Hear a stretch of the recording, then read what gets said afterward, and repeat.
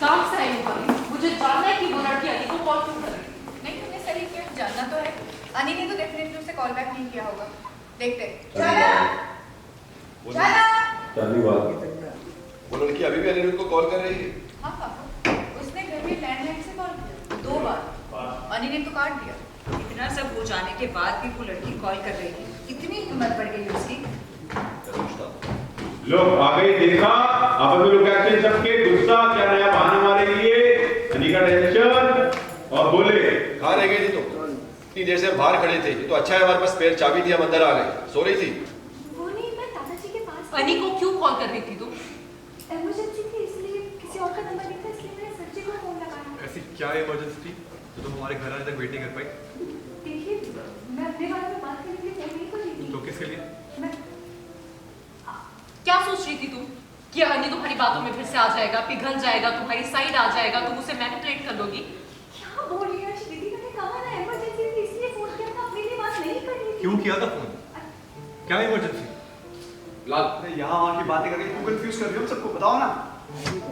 अरे तुम्हारी समझ में नहीं आता बेटा? हाँ, परेशान करके रख दिया है तुमने हम सब लोगों को। लज्जा शर्म कुछ नहीं है तुम्हें। आत्मसम्मान भी खो चुके हो। कितने बार तुम्हें मना किया कि अली से दूर रहो, तुम तो पीछे ही पड़ गई हो। कहाँ से लगता है ये शादीशुदा है और इसका पति है? जनक, मुझे शर्म आती है कि तुम मेरी रिश्तेदार हो। अरे तुम चाहती क्या हो? बोलो, क्या चाहिए तुम्हें अनी से? अरे कुछ नहीं चाहिए मुझे सर जी तो फोन क्यों किया? एकदम जोक की तरह चिपक के बैठ गई अनी से। कितनी बार तो बोल चुकी हूँ कि इमरजेंसी थी इसलिए फोन किया था। सर जी से कुछ चाहिए नहीं है मुझे। जानक बार बार क्या एक ही चीज रिपीट कर रही हो तुम? क्या इमरजेंसी बताओ ना सबको। हाँ, मैं बोल- तुम्हारी इस बात से किसका लेना देना है? आपका लो और आप सबका। क्रेन आपस में लोग एक्शन विपाशा क्या? सुनो, घुमा फिरा के बातें करना बंद करो। तब से सबको कंफ्यूज कर रही हो। हमारा तुमसे क्या लेना देना? थोड़ी ना हमें कुछ चाहिए तुमसे। पर मैंने सब थोड़ी ना बोला है आपसे। घी सीधी उंगली से ना निकले तो उंगली टेढ़ी करनी पड़ती है। तुम उसे यहाँ रखना चाहते थे कि तुम्हारी मुसीबत कम हो, और ये यहाँ रहकर तुम्हारी मुसीबत बढ़ा रही है। इसलिए कॉल किया इसने, नहीं तो रुक नहीं सकती थी हमारे आने तक। अरे आप लोग हमेशा मुझे गलत ही समझते हैं। अगर अपनी सोच को थोड़ा बढ़ाएंगे तो समझ पाएंगे कि यहाँ पे बुजुर्ग रह रहते हैं, और हमेशा गलत ही समझते हैं मुझे। लो। अगर अपनी सोच थोड़ी बढ़ाएंगे तो समझ में आएगा कि यहाँ पे एक बुजुर्ग रहते हैं, और उन्हें आप लोग अकेला छोड़ के चले गए थे। अरे तो क्या हुआ? ऐसी कौन सी जरूरी बात थी, ऐसी कौन सी जरूरी आफत आ गई कि तुमने अनी को फोन कर दिया? तुम्हें मना किया है ना, अनी से दूर रहो। हाँ, तुम्हें समझ में नहीं आती बात? अरे आप लोग हमेशा इसे डांटते क्यों रहते हैं? हाँ, क्यों सता रहे हो उसको? वो बीच में बोलने की जरूरत नहीं। चलो ऊपर अपने कमरे में जाओ, तुम्हारे सोने का वक्त हो रहा है। क्यों? हाँ, क्यों बताओ?